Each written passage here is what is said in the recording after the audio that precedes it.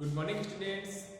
Integrated BEd, BSc BEd प्रथम वर्ष और बीए बीएड प्रथम वर्ष का आपका एक किताब कंटेम्प्रेरी इंडियन एजुकेशन, समकालीन भारत और शिक्षा।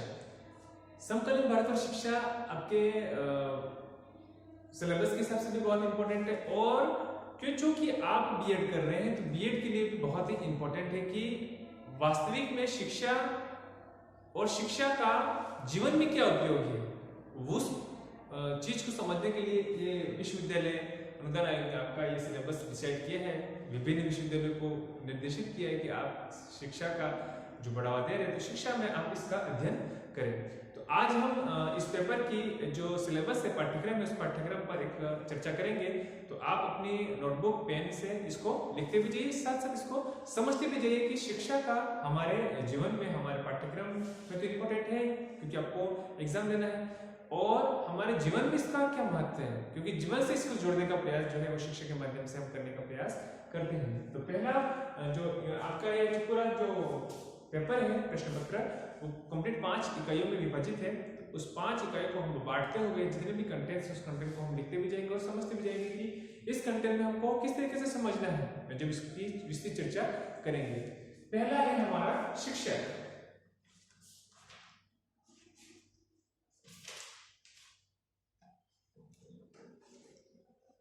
पहली इकाई है इकाई प्रथम। इकाई प्रथम, प्राचीन भारतीय शिक्षा की अवधारणा और विशेषताएं। Silent feature of ancient Indian education and concept. प्राचीन भारतीय शिक्षा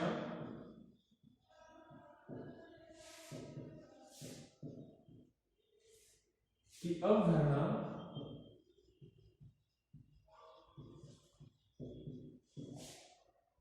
एवं विशेषताएं।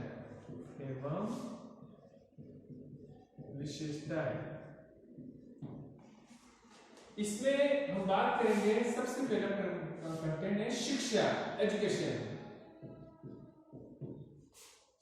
मीनिंग, अर्थ, प्रकार, प्रकृति, शिक्षा के कार्य,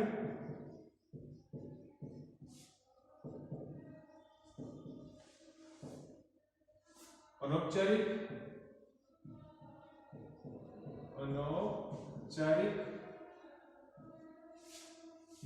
औपचारिक,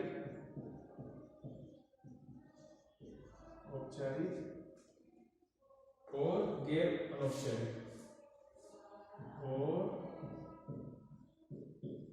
गैर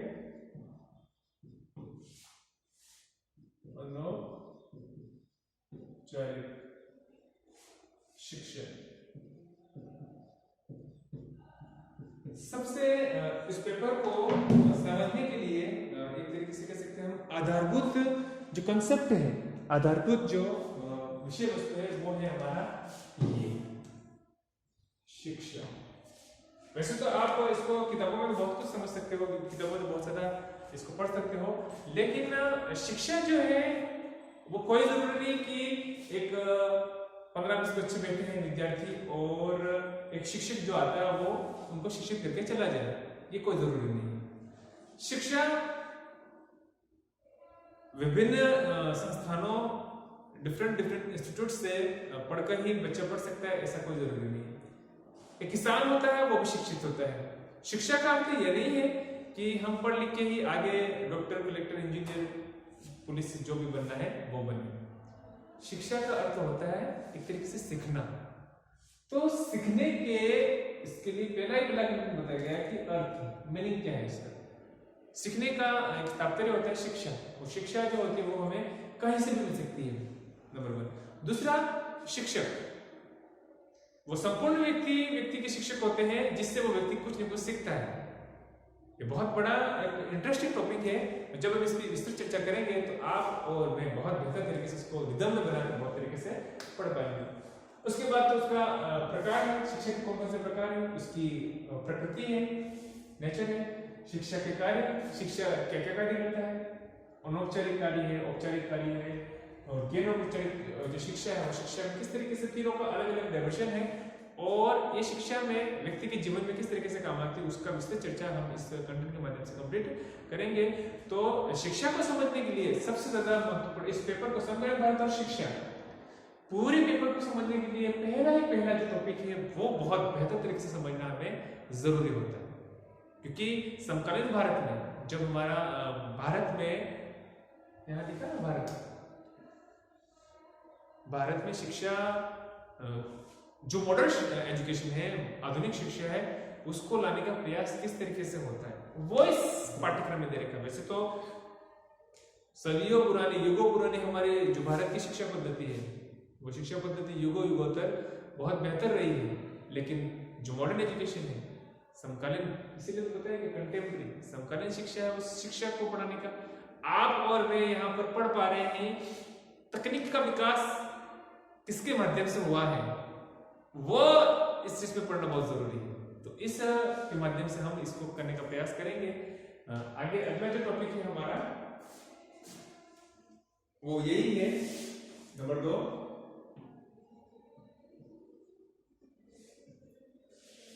वैदिक बौद्ध का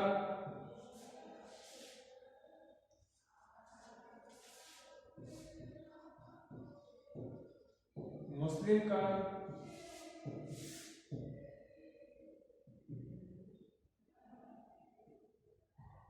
का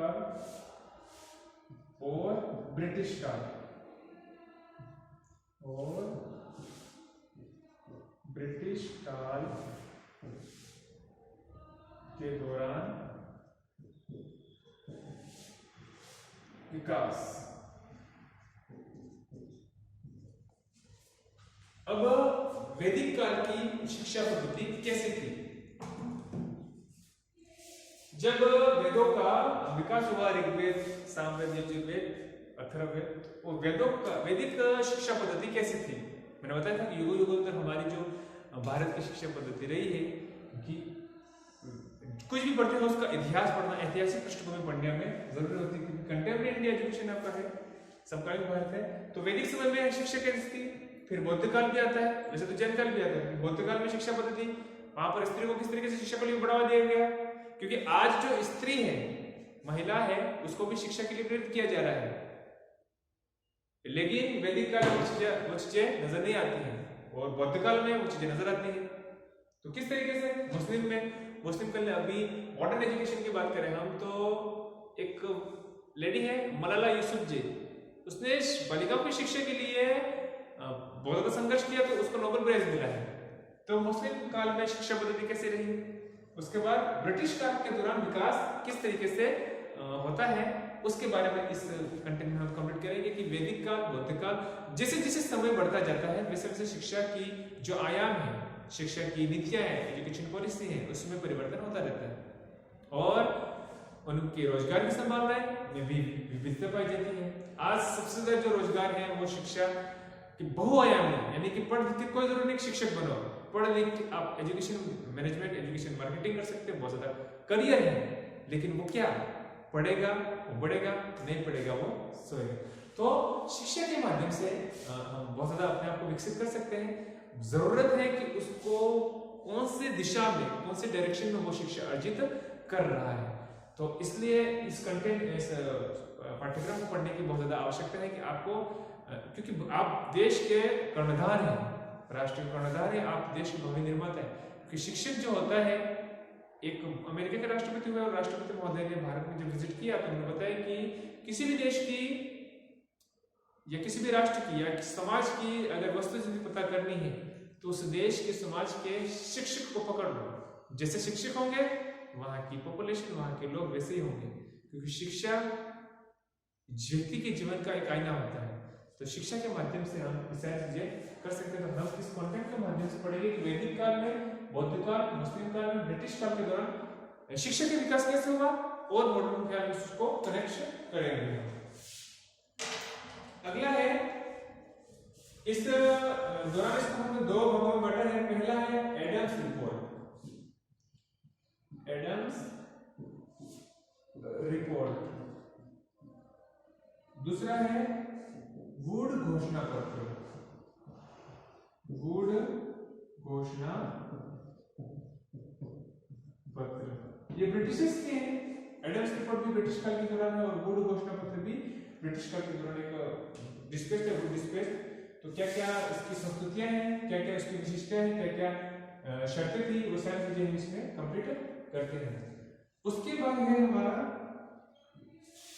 स्वतंत्रता से पूर्व विश्वविद्यालय शिक्षा आयोग। स्वतंत्रता से पूर्व, स्वतंत्रता से पूर्व शिक्षा, स्वतंत्रता से पूर्व शिक्षा, उसमें पहला हमारा विश्वविद्यालय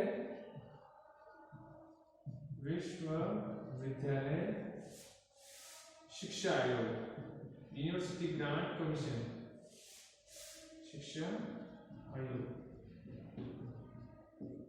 1948। उसके बाद है राष्ट्रीय शिक्षा नीति 1986, एजुकेशन पॉलिसी।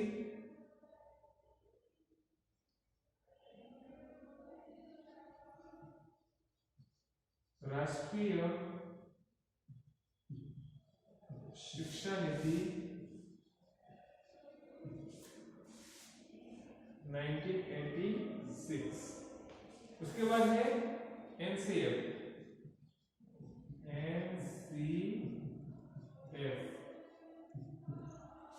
2005। उसके बाद है NCFTE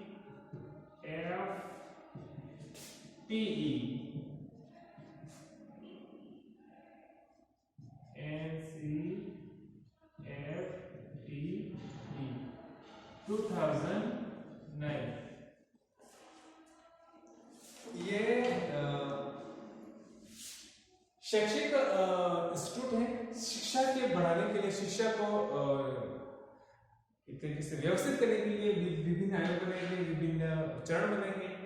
एजुकेशन पॉलिसी 1996 में बताया गया था कि शिक्षा के माध्यम से व्यक्ति का विकास किस तरीके से होता है।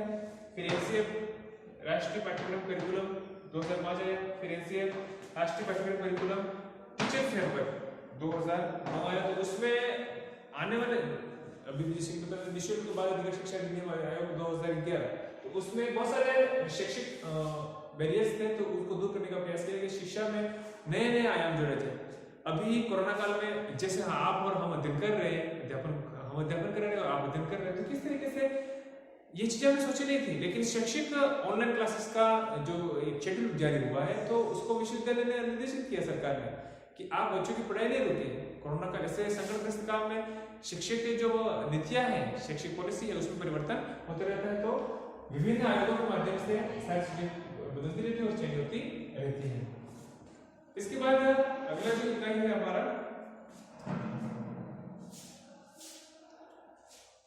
सेकेंड यूनिट,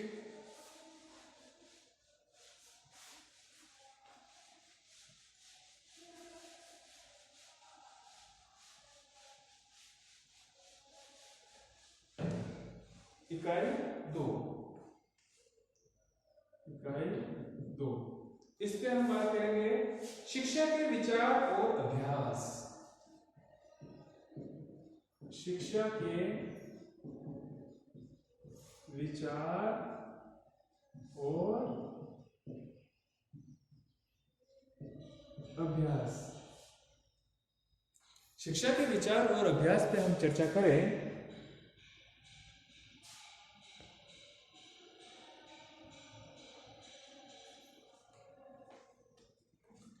इस पे हम ये समझ सकते हैं कि भारतीय और पश्चिमी विचारों के शैक्षिक विचार और वर्तमान शिक्षा प्रणाली के लिए उनकी क्या प्रासंगिकता है।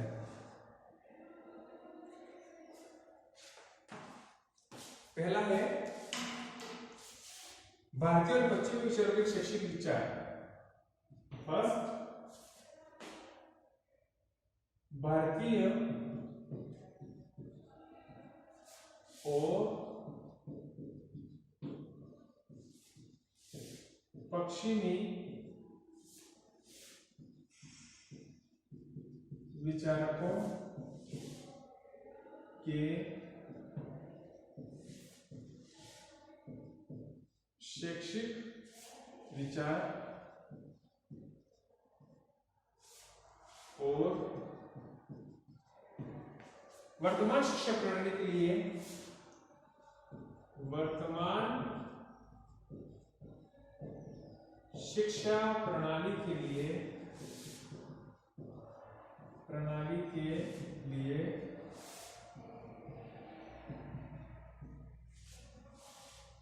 उनकी प्रासंगिकता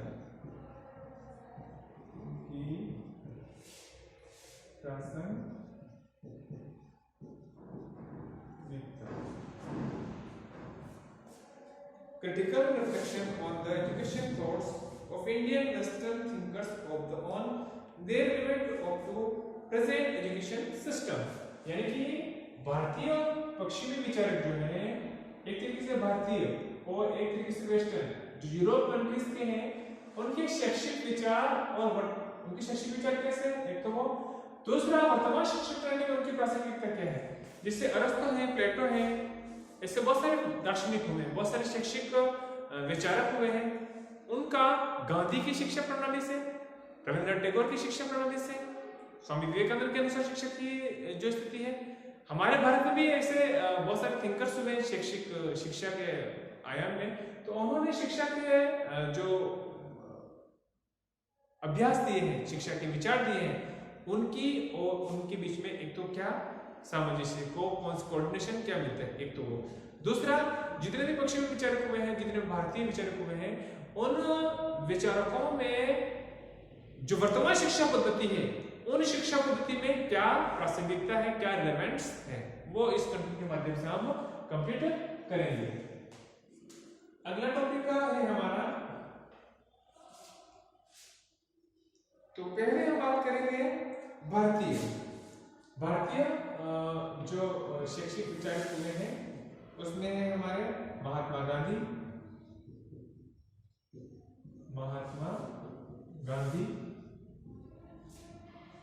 दूसरा हो रहे हैं हमारे स्वामी विवेकानंद,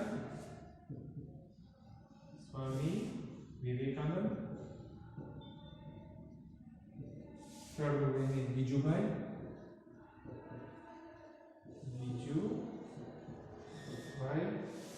फोर्थ हुए हैं डॉक्टर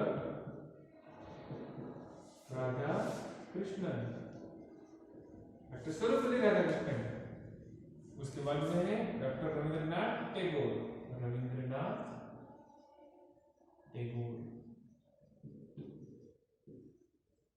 तो मैंने बताया था कि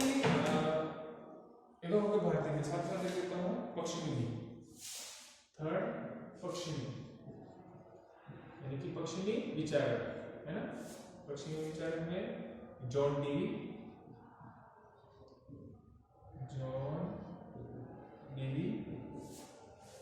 रूसो, मॉन्टेसरी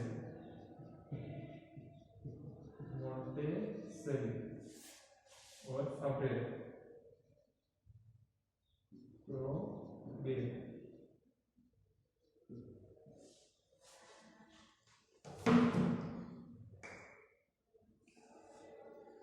अब मैंने बताया था कि सबसे पहला कंटेंट जो है उसमें मैंने बताने का प्रयास किया था कि जो भारतीय और पश्चिमी विचारक हैं, उन्होंने शिक्षा के आयामों को किस तरीके से समझा, नंबर 1। दूसरा, शिक्षा को समझते हुए उन्होंने जो वर्तमान शिक्षा पद्धति है, उस शिक्षा पद्धति में किस तरीके से अंतर है, उसका एक तरीके से संबंध कैसा है, रिलेवेंट कैसा है, वो इस कंटेंट के माध्यम से करेंगे। और इसी यूनिट में मैंने बता दिया कि भारतीय कौन से हैं, महात्मा गांधी, स्वामी विवेकानंद, जीजूभाई, डॉक्टर सर्वपल्ली राधाकृष्णन। इनके जन्मदिन पर पूरे भारत में, इनका जो जन्मदिन है उनके पूरे भारत में क्या मनाते हैं हम, शिक्षक दिवस, टीचर डे। शिक्षक दिवस इनके जन्म दिवस के रूप में कब मनाया जाता है, 5 सितंबर को। उसके बाद रविंद्रनाथ टैगोर, गुरुदेव रविंद्रनाथ टैगोर की जो शैक्षिक पद्धति है, ये चाहते थे कि इन्होंने शांति निकेतन वेस्ट बंगाल में स्थापित की थी, तो एक तरीके से खुले विचारों में शिक्षा बालक के मस्तिष्क में जाती है तो उसका विकास होता है, उन्होंने बताया था।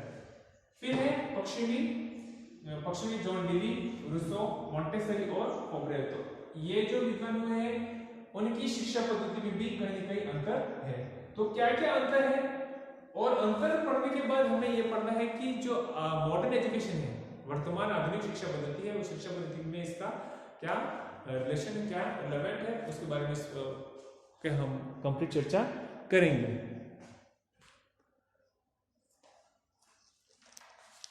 विद्यार्थियों,